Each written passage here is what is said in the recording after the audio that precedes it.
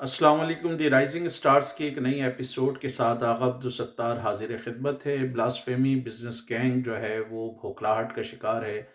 और उन्होंने अपना ताज़ा हमला सिविल सोसाइटी एक्टिविस्ट और इंसानी हुकूक के एक्टिविस्ट के ख़िलाफ़ जो है वो शुरू कर दिया है। हाल ही में एक मुकदमे में जो तकरीबन हतमी दलाइल के जो मरहले पे पहुँचे हैं, उसमें वकील साहब ने बड़े इम्पोर्टेंट क्वेश्चंस उठाए हैं, जिसकी वजह से कैसर अहमद राजा के मुंह पर कालक एक बार फिर मलती हुई दिखाई दे रही है। उसमें उन्होंने एक तो ये बताया कि जिस मोबाइल का तस्करा किया कि दुनिया का कौन सा ऐसा मोबाइल होगा जिसमें आप जब स्क्रीन शॉट ले रहे होंगे तो उस पर बाकायदा हिदायत आ रही होगी ऊपर लिखी हुई कि स्क्रीन शॉट सेव्ड।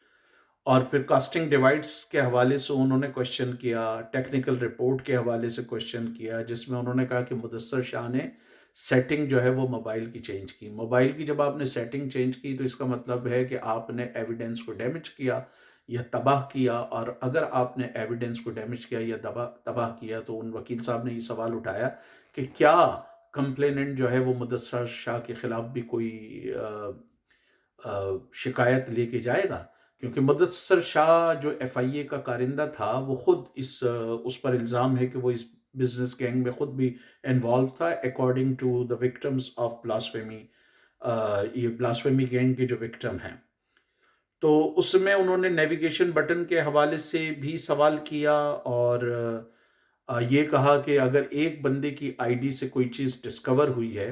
तो उसको दूसरे बंदे पर इन्होंने ब्लास्फेमी बिजनेस गैंग ने डाल दिया। आगे मैंने उस्मान वड़ाइच और उस्मान करीमुद्दीन उनसे भी बात की, जिसमें से एक ने जो है वो सुप्रीम कोर्ट में जो है वो अपील की थी और उसको बंदे को ज़मानत मिली इसी तरह का ब्लास्फेमी, जिसके खिलाफ कैसर अहमद राजा जैसे तलंगों ने बहुत ज़्यादा प्रोपेगेंडा किया। अब सबसे अहम सवाल ये है कि इन लोगों पर जो एतराज़ है, जो ब्लास्फेमी विक्टिम्स हैं, ब्लास्फेमी गैंग के विक्टिम्स हैं, कि इन्होंने शेयर किया है। सबसे अहम सवाल ये है कि वो जो मटेरियल है जो उन्होंने शेयर किया है वो क्रिएट कहाँ से हुआ, वो ओरिजिनेट कहाँ से हुआ।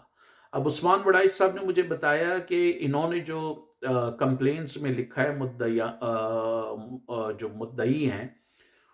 उन्होंने बहुत कम ऐसे केसेस हैं जिसमें पर्सन स्पेसिफिक है। ये कहा है कि जी ये व्हाट्सएप ग्रुप्स हैं, ये फेसबुक ग्रुप्स हैं। अब हुआ ये कि किसी व्हाट्सएप ग्रुप से अगर उन्होंने एक बंदे को पकड़ा है तो व्हाट्सएप ग्रुप के दूसरे बंदों को भी फिर उसका इल्म होगा ना। तो व्हाट्सएप ग्रुप के दूसरे अरकान को ना तो उन्होंने गवाहों के तौर पे बुलाया और ना उनको इन्वेस्टिगेट किया गया। व्हाट्सएप ग्रुप के जो एडमिन है उसको भी ना तफ्तीश में शामिल किया गया, ना गवाह के तौर पे बुलाया गया। हालांकि वो क्रूशियल एविडेंस है कि अगर किसी बंदे ने ये शेयरिंग की है किसी ग्रुप मेंबर के साथ या व्हाट्सएप ग्रुप के एडमिन के साथ, तो वो उनका सबसे अहम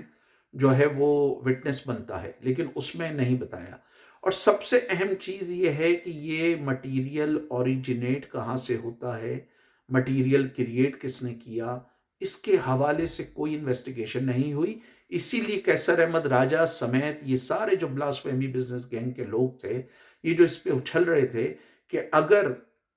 एक कमीशन बनता, जिसका ऐलान किया था सरदार एजाज साहब ने, अगर वो कमीशन बनता तो वो इस तरह के तमाम सवालात की छानबीन करता कि ग्रुप एडमिन को क्यों नहीं बुलाया गया, जो व्हाट्सएप ग्रुप के मेंबर्स थे उनको क्यों नहीं बुलाया गया, उनको विटनेस के तौर पे क्यों नहीं पेश किया गया, ये मटेरियल जो ब्लास्फेमस था ये ओरिजिनेट कहाँ हुआ, इसका क्रिएटर कौन था, इसने तख्लीक कहाँ किया। ये सारी बातें फिर कैसर अहमद राजा ने एक तवातुर के साथ झूठ बोला कि इन सब के फॉरेंसिक मौजूद हैं, जबकि उस्मान वड़ाइच साहब का कहना है कि फेडरल लेवल पर एफआईए के पास वो कैपेसिटी नहीं है कि वो ये मालूम करे कि ये मटेरियल ओरिजिनेट कहाँ हुआ है और इसको क्रिएट कैसे किया गया है। ये कैपेसिटी मुमकिन तौर पे पंजाब फॉरेंसिक लेबॉर्ट्री के पास हो सकती है, लेकिन उनकी इत्तला के मुताबिक जो केसेस हैं वो पंजाब फॉरेंसिक लैब के पास नहीं भेजे गए, तो उनकी तरफ से कोई वो नहीं है। जो ये सो कॉल्ड टेक्निकल रिपोर्ट कहते हैं वो ज़्यादातर स्क्रीन शॉट्स होते हैं اور جس میں جو ہے وہ نیچرلی اوریجن بتائی نہیں جاتی. 700 سے زیادہ کے قریب یہ وکٹمز ہیں.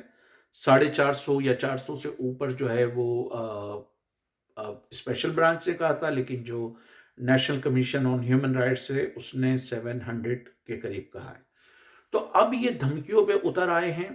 یہ عدالتوں کے باہر بھی جمع ہو رہے ہیں، یہ پریس کانفرنس بھی کر رہے ہیں، یہ مولویوں کو بھی موبلائز کر رہے ہیں ڈرانے دھمکانے کی. اب جو کیسر احمد راجہ کے منہ پر یہ کالک ملی گئی ہے، اسپیشلی یہ جو بات کی گئی ہے کہ موبائل میں کس طرح اسکرین شاٹ سیو کے میسیجز آ رہے ہیں، جو آرگیومنٹ میں بات ہوئی ہے. پھر یہ بات کہ گروپ ممبرز کو کیوں انویسٹیگیٹ نہیں کیا گیا، گروپ ایڈمن کو کیوں نہیں انویسٹیگیٹ کیا گیا. ہارڈلی کسی کیس میں جو ہے وہ جو مدعی ہے اس کے موبائل کو جو ہے وہ بہت کم کیسز میں اس کا فورنزک کیا گیا یا اس کی صحیح سے جانچ پڑتال کی گئی. تو یہ چیز ذہن میں رہے گی، کیونکہ اب اس کے منہ پہ کالک ملی جا چکی ہے کیسر احمد راجہ کے منہ پر. تو اب اس کے بلاسفیمی بزنس گینگ کے جو لوگ ہیں وہ دھمکیوں پر اور بدماشیوں پر اتر آئے ہیں. پورے ملک میں جو ہے وہ ایف آئی آر ادھر ادھر وہ درج کروا رہے ہیں. اور اگین سوال یہی پیدا ہوتا ہے کہ یہ جو 700 یا 400 سے زیادہ لوگ ہیں ان پر تو ابھی بھی مقدمات ثابت ہونے ہیں. ہاں، ایک نقطہ اور جو عثمان وڑائی صاحب نے بھی اپنی پریس کانفرنس میں مینشن کیا کہ جب کوئی مقدمہ 2 سال سے زیادہ کھنچ جاتا ہے تو اس میں قانونی طور پر ملزم کو ضمانت مل جاتی ہے. جو یہ بکواس کر رہا ہے کیسر احمد راجہ اور وہ سارا پروپیگنڈا پھیلا رہا ہے کہ جج جو ہے وہ ملے ہوئے ہیں اور یہ جو ہے وہ ججوں پہ تنقید کر رہا ہے اور ججوں کی زندگیوں کو خطرے میں ڈال رہا ہے، تو یہ قانونی ایک نقطہ ہے. لیکن اس جاہل آدمی نے LLB کیا ہے، وہ بھی شاید صحیح طریقے سے نہیں پڑھا، تو اس کے یہ علم میں ہونا چاہیے. تو اب یہ جو سارا یہ لال مسجد کا دہشت گرد حافظ احتشام جو کسی دور میں جو ہے وہ اس مسجد کا اسپوکس پرسن رہا ہے، جو پاکستان میں داعش کو بھی بلانے کی دعوت دے چکی ہے، TTP کے دہشت گردوں کو بھی بلانے کی دعوت دے چکی ہے، اس کے ساتھ مل کے یہ سارے جو بدماش ہیں، لچے لفنگے ہیں، اب یہ ایک طرف ہو رہے ہیں اور کیسر احمد راجہ ان کی گود میں بیٹھا ہے. لیکن ہر دفعہ اس ہالینڈ کے شہری سے یہی سوال ہوگا کہ ان 400 سے لے کے 700 تک کے جو لوگ ہیں ان پہ تو ابھی بھی مقدمہ ثابت ہونا ہے. لیکن اس کا جو نظریاتی باپ ہے مفتی طارق مسعود، اس کی تو ویڈیو موجود ہے، یہ اس کے خلاف کب FIR لے کے جائے گا. جنید جمشید مر گیا، اس کی بھی ویڈیو موجود ہے، اس کے خلاف کب یہ ویڈیو بنائے گا. طارق جمیل جس نے جنید جمشید کی وکالت کی اور اس کے لیے معافیاں منگوائی، اس کے خلاف یہ کب بولے گا.